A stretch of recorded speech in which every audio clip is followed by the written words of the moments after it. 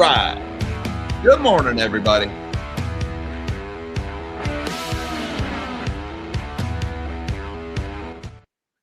Good morning, all you magnificent melonheads of the world. Happy Monday, everybody. Today's December 15th, 2025. And our top story this morning, we have got metals are ripping once again, and we got some bad data out of China. Shout out to all my favorite little Xi bots. I love you guys when you show up in the comments with your #1 China Ultimate Strong Dragon stuff. It just really adds a nice flavor to the chat. Thank you so much for the engagement, and give my regards to God Emperor Pooh. So let's start with the metals this morning, shall we? Gold is up about $40 this morning, 43.50, just pushing those all-time highs once again. Silver is also having a heck of a morning, up about $2 here, pushing $64 once again, both hovering near all-time highs. The gold to silver ratio around 67.8. It is a good morning for metals. So also, we have some very interesting data. I got to talk about this one. In October, the flow of metal in and out of London. Some very interesting stuff we're going to talk about later in the show there. Some things that really surprised me. So what is going on with the metals here? Why are they just still ripping? I think it's a simple answer here. The simple answer is what the Fed did last week. I think the market still hasn't really digested this concept of the Fed buying T-bills. I think a lot of people are still just unaware of it because the Fed didn't pre-announce it. They didn't give us any warning. You know, everybody was talking about the rate cuts and, who's Trump going to put there and what's the next rate cut going to be? And they're like, oh, yeah, but by the way, $40 billion of T-bills a month. What? QE again? People still haven't gotten their heads around that. Where's the crisis that calls for all this money printing? Where is the ruction in markets? There isn't one. Or at least if you believe the headlines, there isn't one. There's plenty of things that could cause one, but everything's supposed to be going well. And we find out that the Fed is going to be buying all these treasury bills, a huge amount of treasury bills, by the way. They're saying the estimated demand from the Fed for treasury bills next year could be something like 60 to 75% of total issuance by the Treasury Department. I mean, we are just directly monetizing debt now. No wonder gold and silver at all-time highs. Let's not overthink this, guys. They're destroying the money. Dixie's heading lower.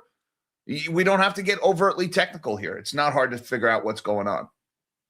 Also, by the way, why are Fannie and Freddie buying mortgage-backed securities again? That's something we didn't really see coming either. There's an article in Wall Street Journal this morning about Fannie and Freddie have expanded their holdings of MBS by 25%. Remember, Fannie and Freddie, that's a government-sponsored enterprise. They're kind of private, kind of not. They're backed by the implicit guarantee of the U.S. government. And right now they're buying up mortgage bonds. What happens when you buy mortgage bonds? You bid up the price and you bid down the interest rate on those bonds, which means Fannie and Freddie are actually actively suppressing mortgage rates right now that would otherwise be moving higher if they weren't doing that. It's one of these other little things, one of these many ways that the government just keeps their fingers on the scale. Oh, you think the Fed is letting their MBS roll off the balance sheet? Oh, well, Fannie and Freddie are buying more. And that this is all happening as Fannie and Freddie are getting ready to IPO in the most bastardized version of capitalism I've ever seen in my life, where we privatize Fannie and Freddie. Yeah, sure, go ahead and IPO, privatize the gains, but we're going to somehow keep the implicit guarantee from the United States government attached to that so the taxpayers will socialize the losses, even as we're loading up their balance sheet with mortgage-backed securities. Got to love that. Yeah, there's just not enough gold and silver in the world for what's coming here, guys. Meanwhile, we've got all kinds of data coming out of China this morning. Some really interesting stuff in China. Retail sales grew 1.3%. That's down significantly from the 2.9% in October. Sluggish demand in China. Industrial production up 4.8%. I question that a little bit, but that's down from the 4.9% in October. Fixed investment down 2.6% for the 9 months ended end of November. Property investment way down, 15.9% drop in property investment. Average home prices down. Things in China are not looking good here, and the stimmies aren't coming. You've got Chinese stocks are throwing something of a fit this morning because Xi Jinping is out in the press attacking reckless growth. That's not a phrase you hear. I mean, reckless growth. That's not a guy who's about to open the fire hose of economic stimulus when he's talking about reckless growth. So you've got, especially tech stocks in China, not doing particularly well this morning. We've got more scrutiny of the electric vehicle market, where prices keep falling. The Chinese government is getting very upset about how they're basically subsidizing production, loss-making vehicles, these zero-mileage cars. They're trying to get rid of that, ways that they inflate their sales. The Chinese are trying to fight deflation here. Also, China Vanke. That's pretty much the last of the big developers standing in China. They're in the news again. Bondholders have overwhelmingly rejected an extension to payments on their bonds. China Vanke is like the last of the big developers that hasn't gone belly up yet. I mean, you've had Ocean, Evergrande, Country Garden, you name it, AO1, all these other big developers have all defaulted on their bonds. Still haven't liquidated their assets, by the way. They're just kind of in this purgatory over there where the courts are dragging their feet on selling any of this stuff. Same reason private equity is coming up with all these Ponzi-like ways to do secondaries and NAV financing here in the States. Everybody is afraid of finding out what their shit is worth. That's what it boils down to. The Chinese property market is no different than the private equity market here.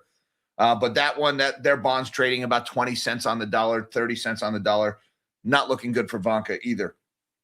Now, domestically here in the States, we have our own share of problems. One thing, though, that is not a problem, interesting data point, Dow transports are up 10% year to date. Now, that's kind of interesting because a lot of the data that we get says the goods economy is not doing well.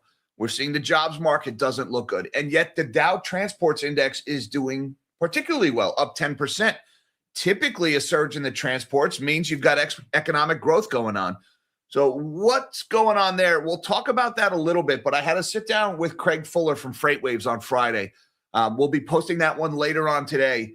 A lot of really good information in that talk with Craig. I think that would explain this move in the Dow Transports. And it's not really the big bullish underlying economic theory that it sounds like, although typically a move like that in the transports is a very, very good signal.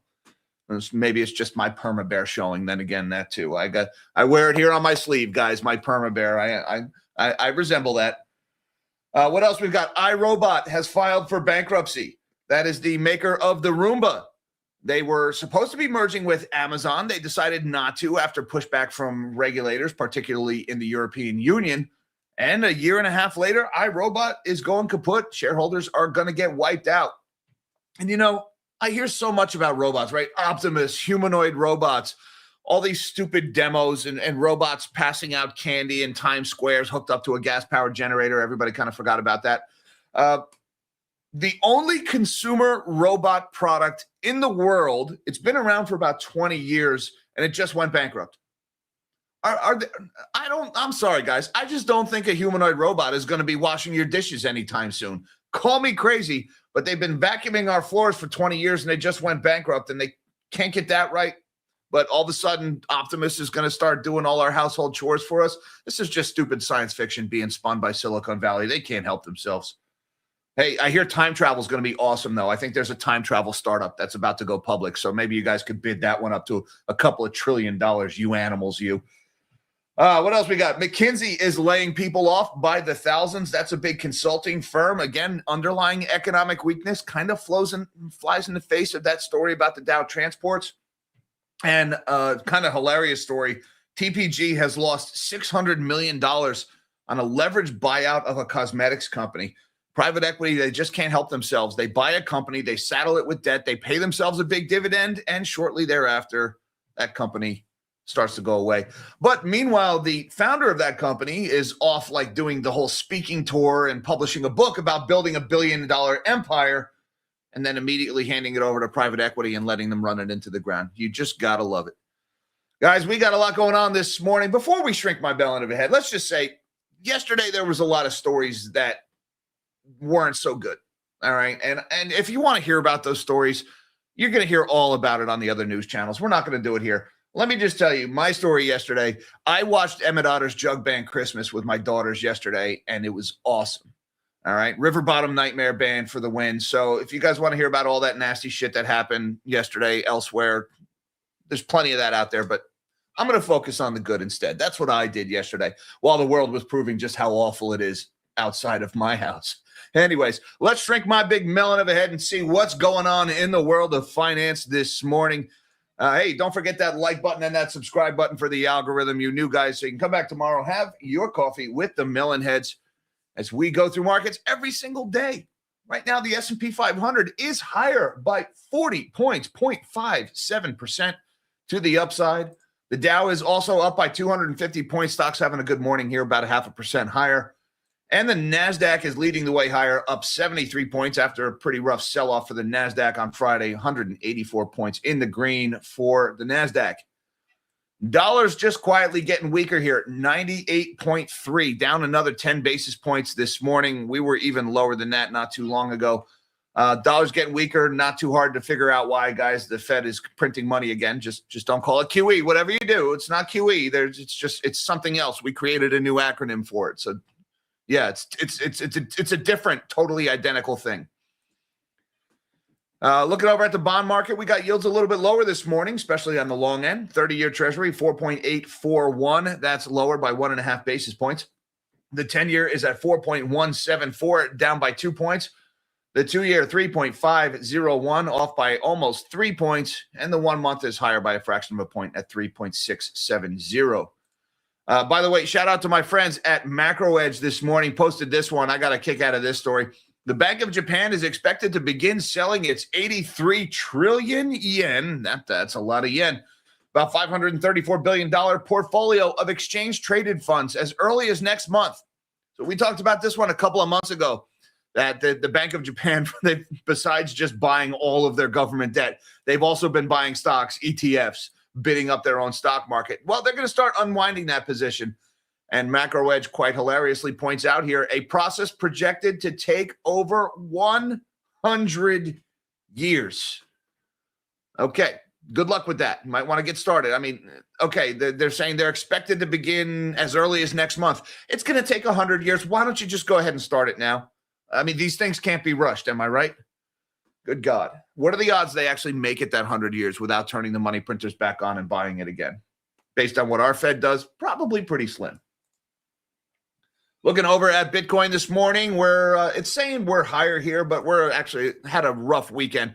We are lower than we were Friday. We started Friday around 92,000. We're here about 89,586, up from yesterday's lows, but still under that important 90,000 psychological level.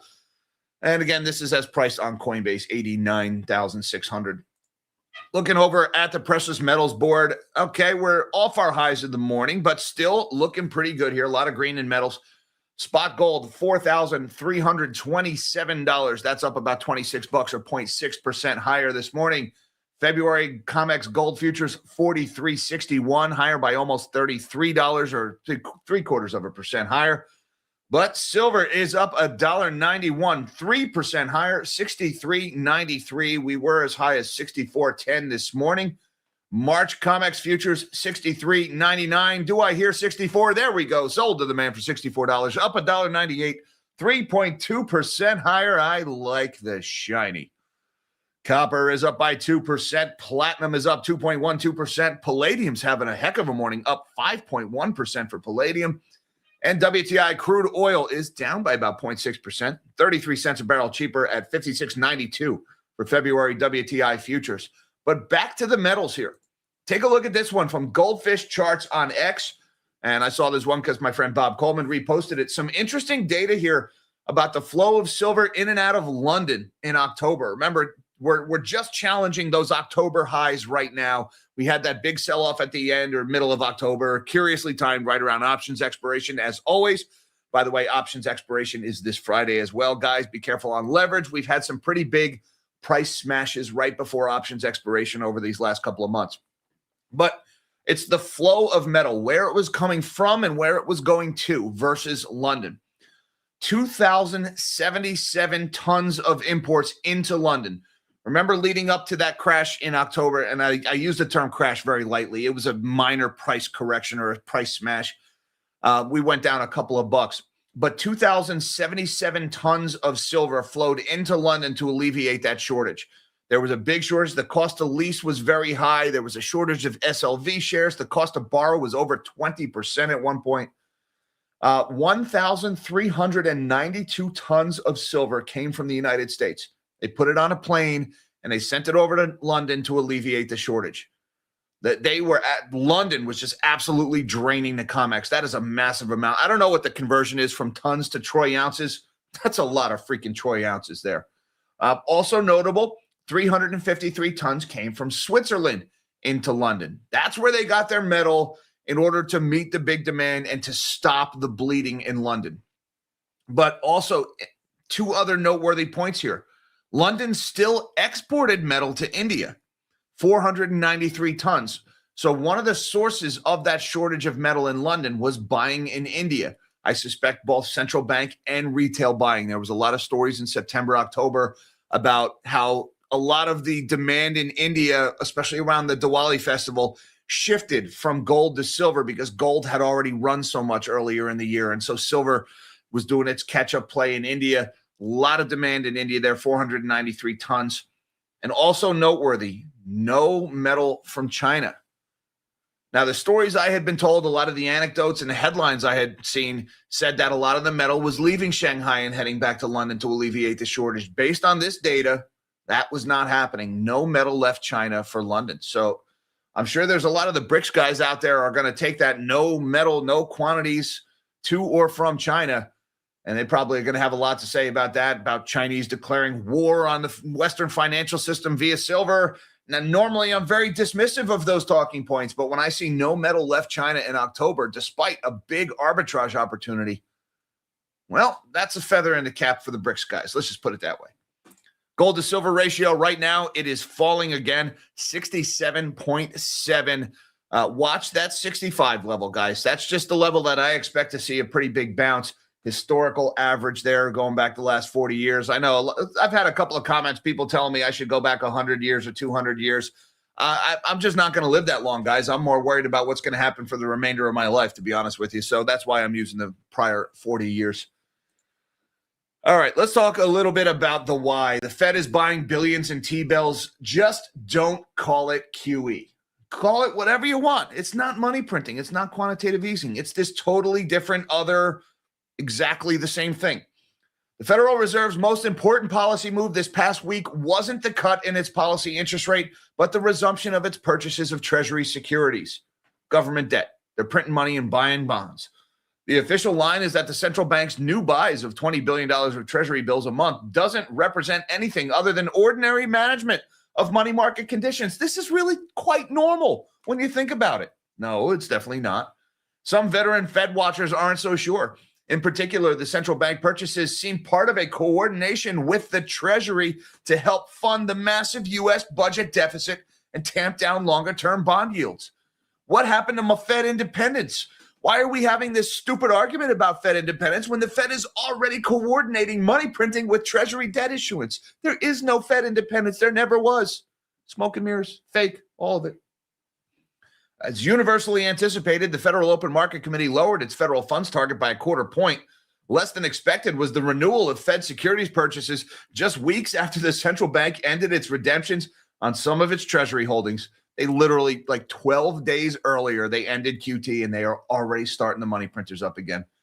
Fed Chair Jerome Powell said these reserve management purchases, it's not QE, they're RMPs, 3 entirely different letters. They were made to prevent a tightening of short-term liquidity ahead of the April 15th tax payments.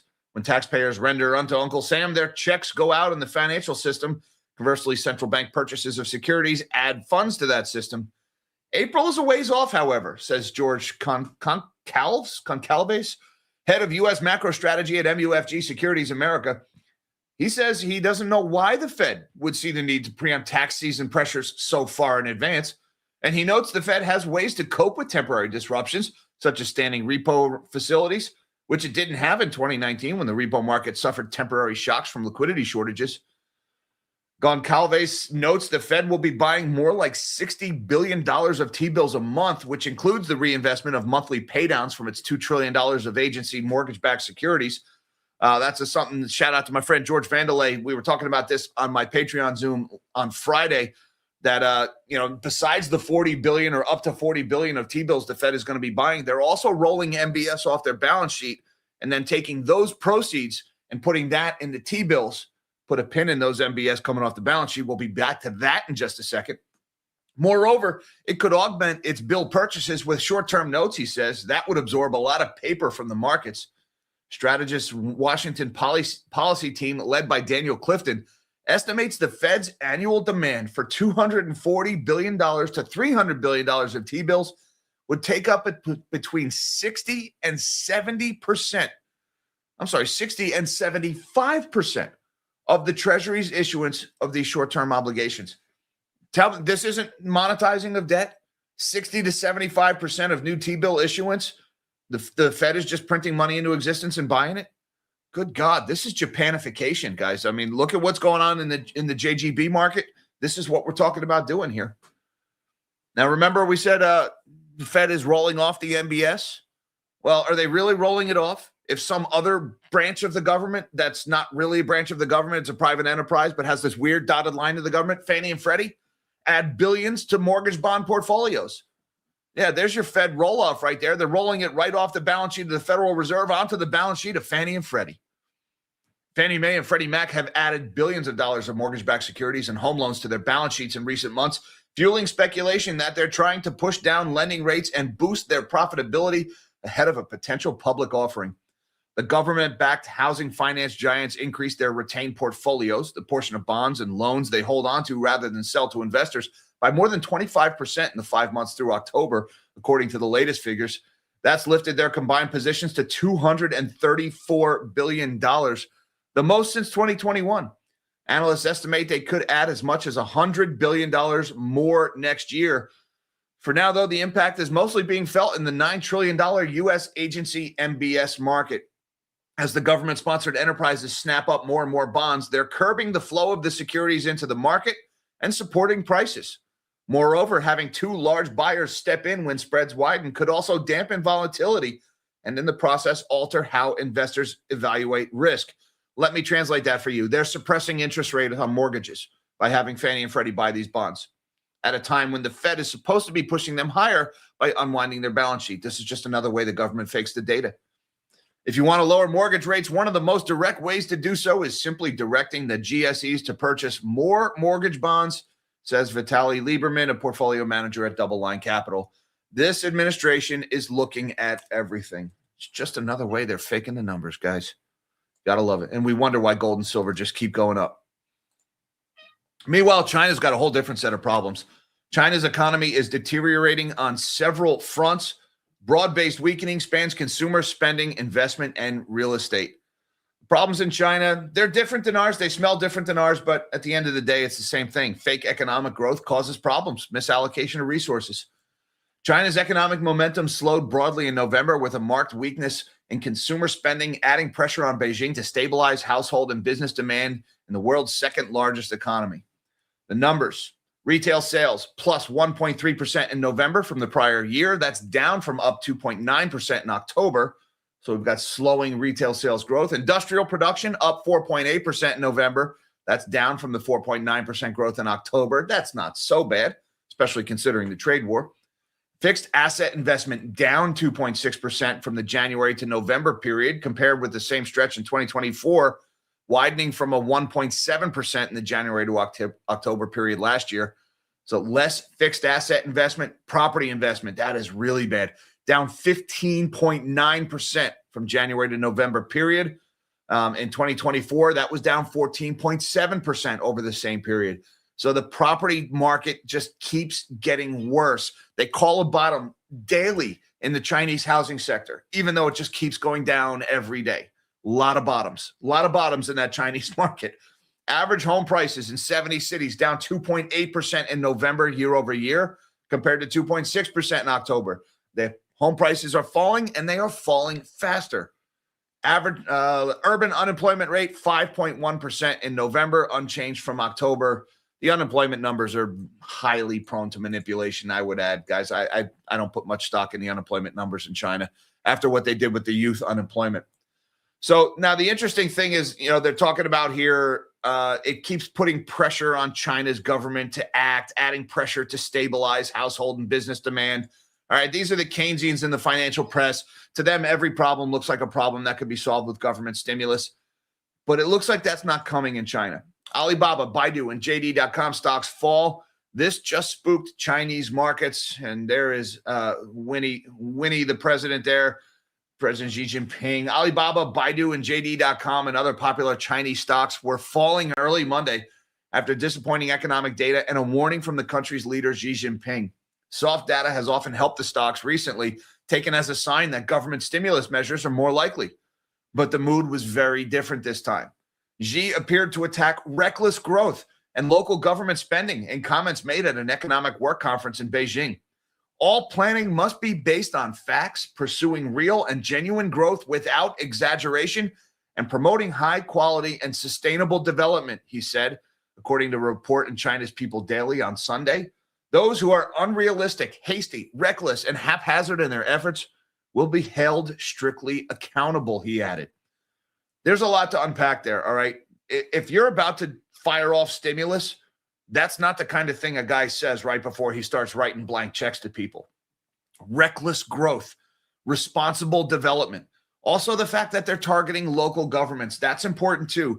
Since the Evergrande crisis started in 2021 and then spread to all the other developers, the investment has slowed, the construction has slowed, but a lot of local governments and local government finance vehicles, these shell companies that are set up by local governments, have sprang up to try to make up the slack. You know, more high-speed rail projects, more bridges to nowhere, that kind of crap.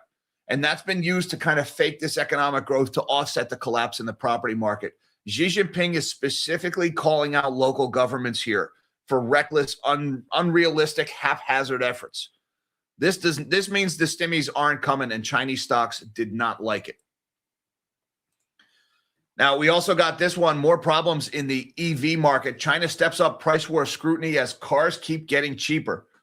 All right, overproduction of EVs has been a big source of deflation in China, and they are cracking down on it. China's new restrictions on car discounts signal the government is cranking up its scrutiny of excessive competition in the local auto industry after previous attempts failed to stem falling vehicle prices.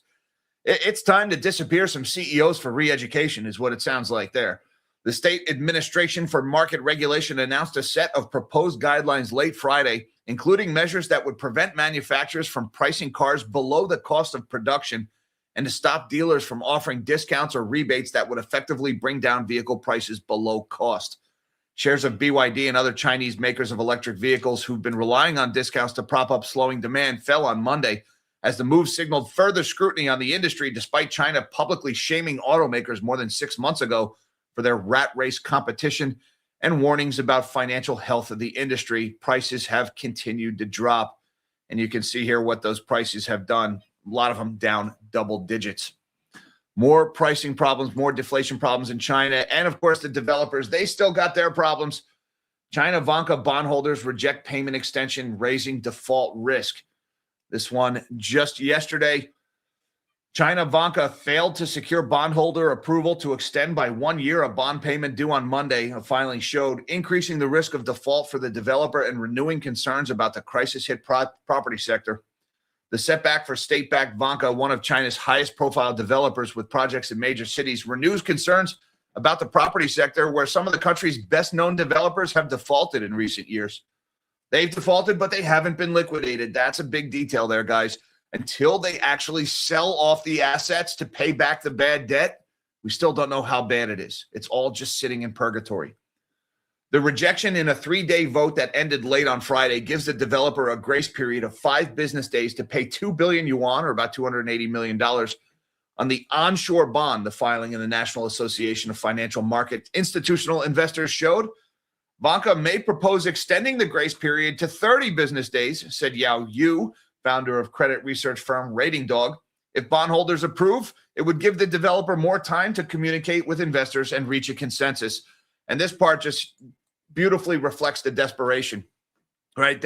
They missed their payment. They've got 5 days to pay it back. And Vanke says, we want a year. And the bondholders say no. And they say, no, 5 days. And then he says, okay, we want 30 days. What do you think the bondholders are going to say? They're going to say no, 5 days. Pay your debts or sell it all. Or just what's probably going to happen, they're going to declare default. And then the court's going to take it over. There's going to be a liquidation petition filed, a wind-up petition, whatever you want to call it. The courts will punt 6 months. 6 months will go by. It'll go back before the court. They'll say, oh, 6 more months, 6 more months. They've been doing that for 4 years. They've been doing it with Evergrande and Country Garden. They're going to do it with Vanke too. Sooner or later, you got to sell the stuff or you got to admit that the debt is worthless. One of those two things has to be true. Meanwhile, transportation stocks are hitting their stride, and that's a good sign for investors. Uncertainty over the labor market and tariffs will put the Dow theory to the test in 2026. This is pretty interesting. Transportation stocks are rallying, signaling investor confidence in the economy's outlook. The Dow Jones Transportation Average, which tracks 20 large companies ranging from railroads to airlines, is up 10% this year and approaching an all-time high. The index recently notched its longest winning streak since August of 2020, according to Dow Jones market data, and in recent weeks has left the tech-heavy NASDAQ composite in the dust. Shares of Delta Airlines, Expeditors International, and Ryder Systems are all up more than 15% this year and recently touched records. Avis Budget Group has risen 63%, while C.H. Robinson Worldwide has gained 52%. Uber's up 41%. Southwest is up 22%. The transportation rally is a good sign, some analysts said. Airline, trucking, and railroad stocks are considered market bellwethers given their vital roles in moving goods and raw materials that power the economy. Investors will get another read on the economic outlook on Tuesday when the Labor Department releases its report on U.S. job growth and unemployment in November. The breakout in transport stocks has brought relief to investors who fretted that the outsized influence of big tech stocks in this year's stock rally could leave the market vulnerable to a downturn if a few heavyweights drop. Shares of other economically sensitive stocks included in the Russell 2000 index of smaller companies have clinched records in recent sessions. The rally has also revived interest in Dow theory, an investing idea that made its debut before the Wright brothers' first flight. The theory posits that gains in transport stocks bode well for the broader market and its continuing rally. For it to work, proponents say any new highs reached by the Dow Jones Industrial Average must be accompanied by fresh records by the Dow Transports, which we have. Now, let me ask you, though, is this really a good sign for the economy? And I want to send a shout out to my friend Craig Fuller. We'll have more to say about this later today with that interview. Is the demand rising and that's why all these things are rallying? Or is capacity being curtailed? Are these companies shrinking, making themselves more profitable in the process? And that's why the stocks are rallying. Well, Craig had a lot to say about that one in the interview on Friday. So look for that one later today. Meanwhile, Amazon scrapped its deal to buy iRobot, and now the Roomba maker is filing for bankruptcy. Well, this is fun, right? We're on the verge of this breakthrough in AI and robotics, and your job is going to be replaced by AI, and the factory is going to be run by C-3PO. And, we're going to have these Optimus robots walking around building everything. And that's why Roomba's going bankrupt, right? Because robots are so awesome. iRobot filed for Chapter 11 bankruptcy and agreed to be taken over by its main supplier on Sunday, meaning that the Roomba maker will go private nearly 2 years after a deal with Amazon fell apart. The Massachusetts-based consumer robotics company said in a statement that it would enter a restructuring agreement giving primary contract manufacturer Paisia 100% of the equity interest in the company. It owes $352 million to Paisia, and nearly $91 million of that debt is past due, according to iRobot. Shareholders in this company are getting wiped out. Going to lose everything if this deal goes through. And look at iRobot stock this morning, down 72%, trading at $1.21, off by $3.11. So somebody out there is buying this dip here thinking bankruptcy is a good sign. Maybe this is going to be awesome. I don't know. It's a bold call, Cotton. We'll see if it pays off to him. Where I come from, bankruptcy is bad, but we'll see what happens. Meanwhile, McKinsey plots thousands of job cuts and a slowdown for the consulting industry. All right, we've got the jobs report is coming out later this week. This doesn't bode well for that. As McKinsey partners gathered in the consulting giant's birthplace in late October, Bob Sternfels delivered a rallying cry. "We will kick some ass as we start our second century," the firm's top executive told the thousands of attendees. But away from the 100-year festivities in Chicago, McKinsey bosses have been conveying a more pragmatic message. It's time to get leaner. The firm's leadership had discussed with managers in non-client-facing departments the need to cut about 10% of headcount across their business. That would be about 4,000 jobs, according to people with knowledge of the matter. That could amount to a few thousand jobs that McKinsey would stagger over the next 18 to 24 months, that people said, asking not to be identified. For McKinsey, the go-to advisor for companies and countries in the type of cost-cutting approach that its consultants often prescribe to clients, the firm's revenue growth has flatlined in the last 5 years, leading to a reset after rapid hiring over the prior decade. As our firm marks its 100th year, we're operating in a moment shaped by rapid advances in AI that are just transforming the business and society, a McKinsey spokesperson said. Just as we're partnering with clients to strengthen their organizations, we're on our own journey to improve the effectiveness and efficiency of our support functions. Yep, revenue growth flatlined over the last 5 years, but we're laying people off because of all the wonderful opportunities in AI, not because our company is dead in the water and we can't grow unless we start cutting heads. This is really about the exciting opportunities before us, which is typically what you say to somebody right after you throw their entire life into chaos by firing them. Oh, this is about the opportunities for you. Meanwhile, TPG takes $600 million hit on Eyebrow Queen Cosmetics. Okay. I thought cosmetics do really well during economic downturns, but apparently not. This is another case of private equity strip mining. TPG Inc. exited most of its stake in Anastasia Beverly Hills as part of a debt restructuring, largely wiping out the private equity firm's $600 million investment in the cosmetic company, according to people familiar with the matter. TPG purchased about 38% of the beauty company from its founders in 2018 in a deal that was financed with a combination of debt taken on by Anastasia and preferred shares bought by TPG. All right, so they buy 38% of the company, but how do they pay for it? They pay for it with debt taken on by the company they're buying. That's pretty nice, isn't it? It's not even their money. The company they're borrowing borrows the money, gives it to them, and then they buy the company with it. That's called a leverage buyout. All right, and it's usually a really bad sign. Leverage buyouts, in my experience, I don't ever see them go well. All right, I'm admittedly biased, but I don't ever see good stories coming out of leverage buyouts. TPG now has a roughly 6% stake. See, they bought 38% of the company, but now because they can't service that debt, now they only own 6% of the company. All of whom asked not to be identified, discussing private information. Anastasia is taking steps to align our capital structure with underlying strength in our business and our resilient operational performance, a spokesperson said.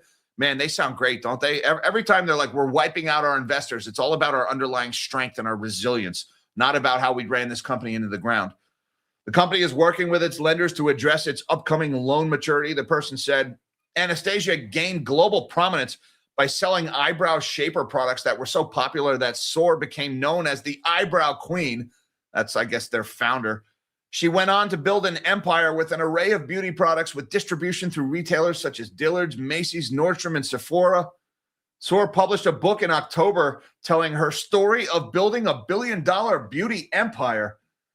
Do you think that story of the billion-dollar beauty empire included the $600 million wipeout at TPG? I don't know. Maybe volume 2 of the billion-dollar beauty empire includes the private equity firm losing $600 million of their investors' money through a leveraged buyout.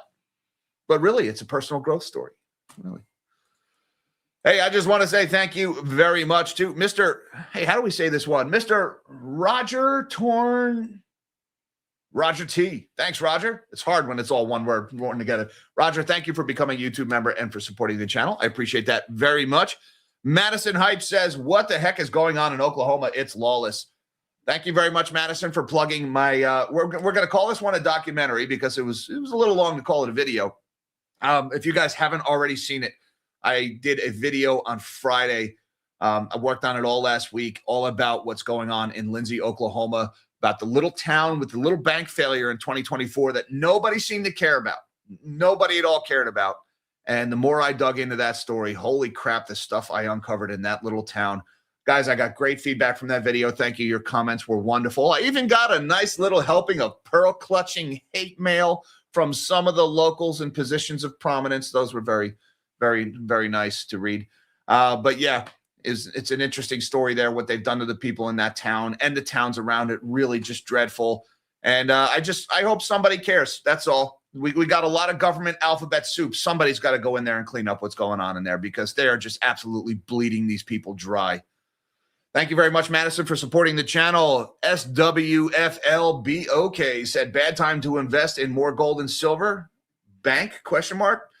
Bad time to invest in gold and silver. Let me just say, when I buy gold and silver, I don't view it as an investment. I view it as a savings vehicle, all right? I use this as an off-ramp from the casino because you can put your money in a bank where it loses value because of financial repression, where the interest rates never keep up with the rate of inflation, not ever.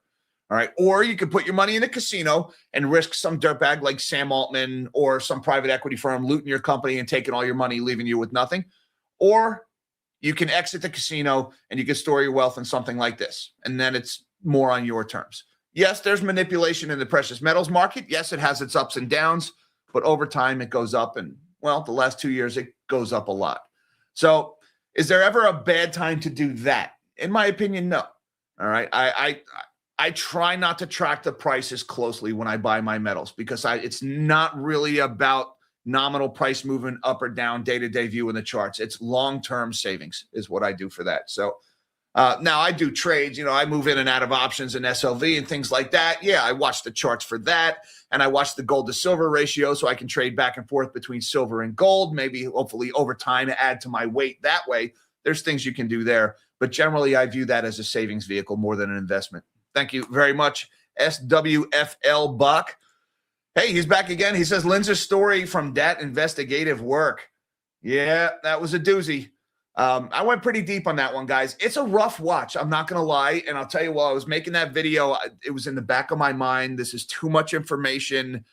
I'm going to lose people. It's this little town. Nobody's going to care. I was very pleasantly surprised by how many people stayed with it. By the way, watched the whole thing. The retention numbers were great. You guys watched it. Some people watched it in pieces. I can actually see that granularity in the data if you're watching the whole video or not. But people came back over the weekend, watched the whole thing, followed the information, really good feedback. So thank you guys for caring. I appreciate that. I'm hoping some state and local media picks up with that and runs on it, maybe digs into some of the stuff that I couldn't find. That would be nice. The whole journalism thing, journalists. Any of you guys out there? But thank you very much. I appreciate the kind words and all the good feedback, guys. James Laguerre. Thank you, James, for becoming a Melonhead member. Welcome to the Melon Patch, sir. We got some more baby melons today, guys. Thank you very much. Appreciate the support of the channel. Steve Woitis singing a tune this morning says, in the first day of Christmas, the Fed bought treasuries. But please don't call it QE. Oh, that's pretty good. That's pretty good. Come up with 11 more of those. No, I will not sing them all on the air, but that's pretty funny, Steve. Thank you for the laugh, sir. 12 days of quantitative Christmas. Gotta love it. Nashville Pasta Man, what's going on? He says, big bottom loans make the rock and girl world go round. All right, that's a little more my speed than 12 days of Christmas. That is a powerful riff, that opening guitar in that song. But yeah, big bottom loans make the rock and world go round. Come on and sing it loud. All right, Pasta Man. Thank you, sir. Spacecraft 24. Note the K in spacecraft. Are we talking about mac and cheese in space? He says, need to recover MSTR losses. Metals safe near term. Metals are always safe, but remember with metals, nominal price go up, nominal price go down. So when metals go up, you're not making money. It's just your dollar getting less value. When metals go down, you're not losing money. It's your dollars are getting more valuable. All right, so need to make up for strategy losses. That sucks. If the whole thing with the infinite money glitch, yeah, who could have seen that one coming? Again, guys, I buy a little bit of metal on the regular. I try not to get too hung up in the day-to-day price movement. It's more long-term than that. So, yes, metals have had a hell of a run. We could. I was watching a video on, was it Silver Dragons, I think? I think it was Silver Dragons. No, it was Silver Seeker over the weekend. And he's talking to coin dealers. And a lot of these guys swear it's 2011 again, which means a brutal price correction is coming. And, these guys have lived it before, 2011 and 1980. That could happen again. So, we're in uncharted territory here, technically speaking. There's you can look at prior levels and support and resistance and all this stuff. Not when you're in the 60s. There is no map here. We're flying blind. So, in my opinion, all the underlying fundamentals pushing metals higher will continue. I actually think gold may start to outperform silver here for a little while. Gold vastly outperformed silver for the last year and a half. And then from like August to October, silver, big time catch up. But now the gold to silver ratio is as low as it's been since 2021, give or take a few. Typically, we see the gold to silver ratio move higher from here. That could either mean gold going up faster. That could mean silver going down. That could mean both going down in tandem. But I think gold will probably start to outperform shortly here. Thank you very much, Spacecraft, for supporting the channel. Hey, Thousandaire Radio. What's up, friendo? That's another one of my favorite stacking channels. Check out Thousandaire Radio, by the way, and hit that like button while you're over there. He says this is an amazing way to start the day. Thank you so much, Thousandaire. I appreciate the good vibes, sir. Keep the good content coming. I like the shiny. By the way, I got to get some Morgans. Every time I watch your channel, I think to myself, I don't have any Morgans. I need to get some Morgans. They're typically more expensive than the other stuff, but they're nice. Try not to collect coins, though. I try to just stack metal. Thanks again, Thousandaire. Raiden57 says, any more news on Hansen Muller elevator failure? No. That's a new one. Hansen Muller elevator. Did I even cover that one? Any more news on it? That would suggest there was prior news. I touch on so many stories here. Every now and then one gets out the ears, and I lose it. No, I have nothing to add to that one, Raiden, but it's going in the parking lot here. I'm going to look for that one. Hansen Muller. Not one I've been following that closely, but I will look for news and report back if there's anything to report. Thank you, Raiden, for supporting the channel. Nacho Man, thank you, sir. Just being a swell guy with a big orange one. Thank you, Nacho Man. I appreciate that. Thank you for supporting the channel, sir. Was there another comment? Oh, wait, hold on. Let's see. When Mish is clarifying, Iowa elevator went bust. We covered. Okay. Mish is Johnny on the spot. All right, I'm going to go look for that. I'll see what happened on the it's an Iowa elevator company, Hansen Muller. Probably reflective of the breakdown in multifamily construction or less of it there. Thank you, Mish, for clarifying that one. But I haven't heard anything about a wind-up petition or anything like that. So, again, I will just look. Thank you very much, Nacho Man. Thank you, Raiden, again. Mish, hey, 10 Nobody Special Finance memberships. Thank you so much, Mish, for the memberships. Oh, I think Nacho probably sent to Mish and said, Mish, that's for the memberships. I've seen that before. Now I get it. All right. Welcome to the Melon Patch. Hey, guys, say thank you to Mish and to Nacho Man. Appreciate the support of the channel, guys. Richard Bell says, will cult memes ever crash? Yes, they will. Absolutely. And by cult memes, I'm thinking of crypto treasury companies. I am thinking of AI cult companies. Yes, there is no underlying business supporting the valuations of these things. None at all. I mean, this thing I keep hearing about, like, oh, the AI bubble is different than the dot-com bubble because the underlying fundamentals of the hyperscalers are strong and it's supported by good, strong cash flows. Then why are they creating special purpose vehicles to hide their debt with private credit firms like Blue Owl? If the underlying fundamentals are so freaking strong, why are they hiding that shit from their balance sheet?